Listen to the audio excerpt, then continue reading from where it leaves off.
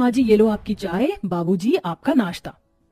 हाँ हाँ दे दो, बस अब जिंदगी में रहा ही क्या है, सुबह नाश्ता करो, दोपहर में लंच करो, उसके बाद रात को डिनर करके सो जाओ। क्या हुआ माँ जी, आप सुबह सुबह ऐसे नाराज लग रही हो? अरे भला मैं किस बात पर नाराज होंगी, मैं नाराज नहीं हूँ, लेकिन लगता है किसी को यहाँ पर मेरे बारे में कुछ पड़ी ही नहीं है। मेरी उम्र भी नहीं दिख रही होगी किसी को। अरे ये लो भाई, सुबह सुबह इनका शुरू हो गया। क्या शुरू हो गया? आप तो बीच में बोलो ही मत। अरे और कब तक हम ऐसे बूढ़े होते रहेंगे? ये उम्र हमारी पोता पोती खिलाने की है। माँ जी अब आप ही बताओ, ये हमारे हाथ में थोड़ी ना है, ये तो भगवान जी की देन है, जब वो चाहेंगे तभी हमें मिलेगा। हाँ हाँ हर बार भगवान के ऊपर ही ठोक दिया करो, तुमने तो जैसे कुछ किया ही नहीं। अरे बहू जाओ तुम रसोई संभालो। बाबूजी जा रही हूँ, इस घर के भाग दौड़ भी मैंने संभाली हुई है। वैसे आपके 2 बेटे हैं, अब मुझे संतान नहीं हो रही तो क्या हुआ, अब मेरी देवरानी जी को ले आओ, देवरानी जी आ जाएंगी तो क्या पता इस परिवार को एक संतान, आगे का वंश मिल जाए। ये सुनने के बाद ललिता इस बारे में सोचने लगती है। अरे बाबू तूने बहुत सही कहा, पहली बार जिंदगी में मुझे तेरी कोई बात अच्छी लगी है। मैं भी यही सोच रही थी क्यों ना छोटे वाले बेटे की ही शादी करवा दूं, जो काम तूने नहीं किया कम से कम वो तो कर ही देगी, यानी कि इस घर में कोई पोता पोती तो आ ही जाएगा। ललिता खुशी के साथ अपनी बड़ी बहू को ताना भी दे देती है, लेकिन विशाखा को इन सारी बातों से कोई फर्क नहीं पड़ता था। वह बहुत अच्छे दिल की थी और वह सभी का बहुत अच्छे से ख्याल रखती थी। ललिता अपने छोटे बेटे को फोन करती है जो शहर में रह रहा था। बेटा तुम्हारी उम्र हो गई अब शादी की, बहुत कर लिया तुमने काम, गांव लौट आओ, मैं तुम्हारे लिए लड़की ढूंढ चुकी हूँ, बस अब मैं तुम्हारी शादी करवाना चाहती हूँ। अपनी माँ के बहुत ज्यादा कहने पर मयंक शहर से वापस गांव आ जाता है, जहाँ ललिता एक गरीब लड़की को देखकर उसकी शादी करवा देती है। शुरू में सब कुछ अच्छा खासा चल रहा था, दोनों देवरानी जेठानी घर की जिम्मेदारियों को अच्छे से संभाल लेती थी और एक साथ बहनों की तरह रहने लगते हैं। तुमने खाना तो बहुत अच्छा बनाया, तुम्हारे हाथ में अच्छा स्वाद है। थैंक यू दीदी, बस आपकी वजह से मैं इस घर में अच्छे से रह पा रही हूँ, क्योंकि आप बड़ी बहन की तरह हर चीज में मेरा साथ देती हो। चिंता मत करो, हम ऐसे ही छोटी बड़ी बहन बनकर इस घर में रहेंगे और खुशी से रहेंगे। ये सुनकर काजल मुस्कुराती है, तभी अचानक से उसका मन कच्चा कच्चा होने लगता है और उसे उल्टी आने लगती है। अरे तुम्हारी तबीयत तो ठीक है ना, क्या हुआ, तुम उल्टियाँ क्यों कर रही हो? पता नहीं दीदी, कुछ दिनों से तबीयत ठीक नहीं लग रही। तभी ललिता आती है और काजल की नजर उतारते हुए कहती है, अरे अरे नजर ना लग जाए मेरी छोटी बहू को, ये तो माँ बनने वाली है। अब इस घर के अंदर मेरा पोता पोती जरूर आएंगे। अच्छा मुझे तो पता ही नहीं था, मुबारक हो माँ जी, अब दादी माँ बनने वाली हो। ललिता काजल को बहुत प्यार से गले से लगाती है। अरे अरे तू तो मेरी प्यारी वाली बहू है, बस अब तो मुझे एक पोता या फिर पोती दे दियो, इस दिन का पता नहीं मैंने कब से इंतजार किया, आखिरकार मुझे वो खुशी मिल ही गई। अरे जाओ विशाखा, मिठाई मंगवाओ और पूरे गाँव में बंटवाओ।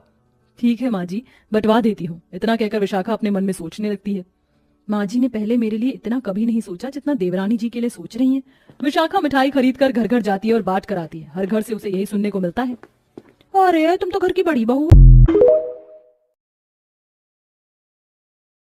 अरे अरे तू तो मेरी प्यारी वाली बहू है, बस अब तो मुझे एक पोता या फिर पोती दे दियो, इस दिन का पता नहीं मैंने कब से इंतजार किया, आखिरकार मुझे वो खुशी मिल ही गई। अरे जाओ विशाखा, मिठाई मंगवाओ और पूरे गाँव में बंटवाओ।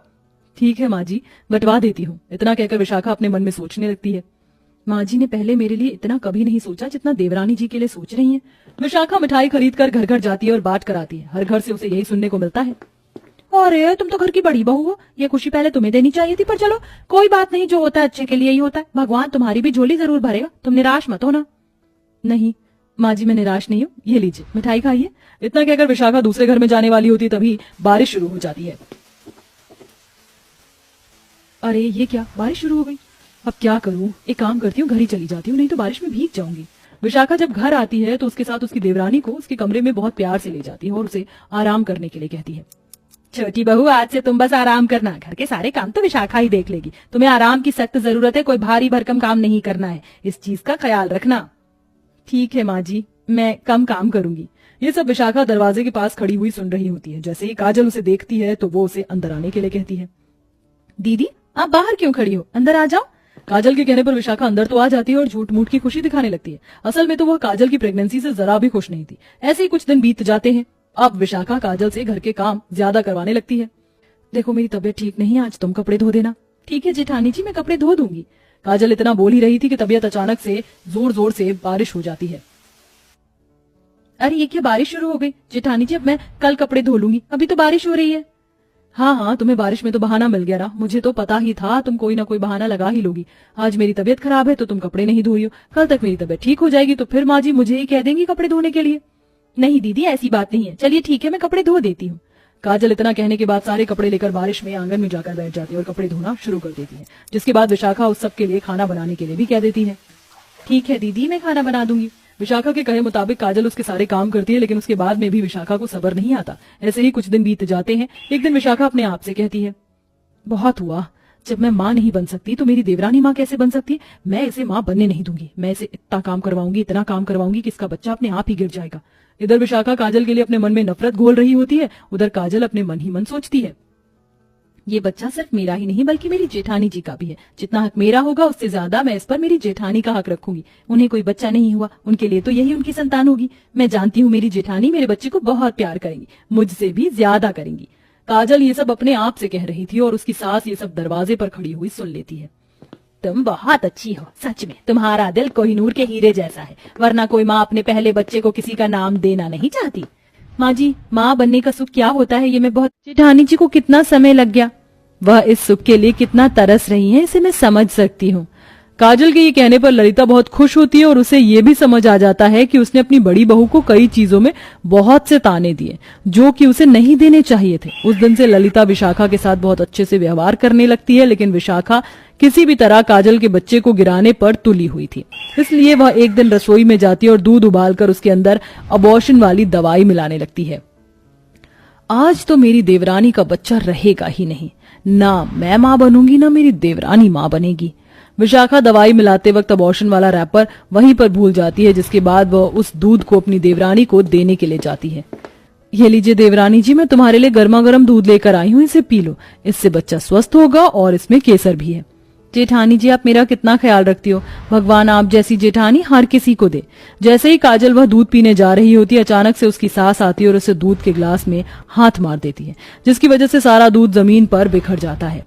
माँ जी, आपने ये क्या किया? विशाखा घबरा जाती है क्योंकि वह अपनी सास के हाथ में अबॉर्शन वाला पेपर देख लेती है। इतने में गुस्से में ललिता कहती है, इस दूध में अबॉर्शन की दवाई मिली हुई थी, अगर मैं सही समय पर आकर इसे ना फेंकती तो शायद तुम्हारे बच्चे को आज कुछ भी हो जाता। तो बताओ विशाखा, तुमने ऐसा क्यों किया? विशाखा फूट फूट कर रोने लगती है। इस समय बहुत जोरों से बारिश होने लगती है। माँ जी, मुझे जलन होने लगी थी कि मैं तो माँ नहीं बनी, फिर मेरी देवरानी माँ कैसे बन सकती है? माँ जी, मुझे माफ कर दो, मुझे ऐसा नहीं करना चाहिए था। अरे जिससे तुझे नफरत हो रही है वो तो खुद अपना बच्चा तुझे सौंपने वाली थी, ताकि तुझे कभी ऐसा एहसास ना हो कि तू किसी की माँ नहीं है। कम से कम अपनी जलन के कारण इस बच्चे का तो ख्याल रखती। विशाखा को अपनी गलती का एहसास होता है। वह काजल से माफी मांगने वाली थी कि इतने में काजल को लेबर पेन शुरू हो जाता है। आई माँ जी, मेरे पेट में दर्द हो रहा है, माँ जी मुझे हॉस्पिटल ले चलो। काजल की यह हालत देखकर विशाखा और ललिता दोनों घबरा जाती हैं, जिसके बाद विशाखा फौरन बाहर जाती है। बारिश के चलते उसे कोई साधन नजर नहीं आता। वह आसपास की जगह पर नजर मार कर देखती है। उसे एक रेड़ी नजर आती है और वो उसे लेकर आती है। माँ जी, जल्दी से काजल को लेकर चलिए, हमारे पास और कोई चारा नहीं है। विशाखा की आवाज लगाने पर ललिता काजल को लेकर आती है, जिसके बाद दोनों सहारा लगाकर काजल को रेड़ी पर लिटा देते हैं। विशाखा पूरी मेहनत लगाकर रेड़ी के द्वारा बारिश में भीगते हुए काजल को अस्पताल पहुंचाती है, जहां उसकी हालत देखते ही डॉक्टर उसे ओपीडी में ले जाते हैं। कुछ देर बाद ओटी से बच्चे के रोने की आवाज आती है। मुबारक हो, आपकी बहू को लड़का हुआ है। यह सुनकर ललिता बहुत खुश होती है। ललिता और विशाखा बच्चों को देखने के लिए काजल के पास जाते हैं। जैसे ही ललिता अपने पोते को लेने के लिए हाथ बढ़ाती है तो काजल कहती है, माँ जी, मैं चाहती हूँ कि मेरे बेटे को पहले जेठानी जी अपनी गोद में ले। ये कहकर काजल अपनी जेठानी का मान सम्मान बढ़ा देती है। मैं कितनी अत्याचारी जेठानी रही, लेकिन फिर भी तुमने मेरा मान रखा और अपने बच्चों को सबसे पहले मेरी गोदी में दिया। मुझे माफ कर दो, आज के बाद ऐसी गलती दोबारा नहीं होगी। काजल विशाखा को माफ कर देती है और अब दोनों मिलकर उस बच्चे की बहुत अच्छे से देखरेख करते हैं और एक साथ खुशी खुशी रहने लगते हैं।